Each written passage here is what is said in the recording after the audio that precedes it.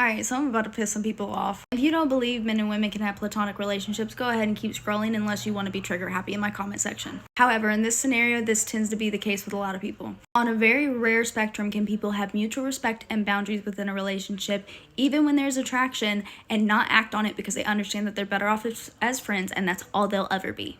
Then you have the other people that get into the friend zone and decide that they're going to change that person and take their moment when they have it.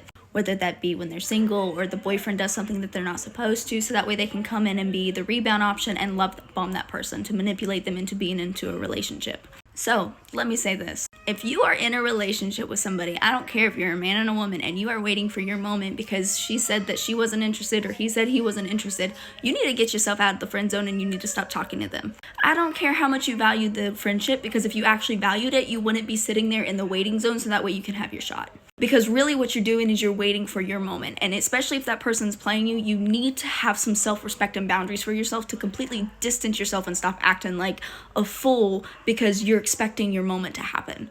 If you are doing the playing, you need to stop doing the playing to feel better about yourself. However, I have seen plenty of platonic friendships and relationships that celebrate holidays or Christmas gifts, and it's literally nothing. They're just like, hey, thinking about you, I appreciate the friendship, and there's literally nothing behind it. So not only do we need to cut off people that are in relationship with other people for the more benefit and they're just waiting for their moment to manipulate because they want to cross boundaries or whatever the case may be, but we also need to normalize friends, even those of the same and opposite sex, with platonic, respectful relationships, exchanging gifts, and it not meaning anything. You can sit here and argue like men and women can't be friends because of attraction, but we literally live in a day and age where lesbian and gays are attracted to the same sex.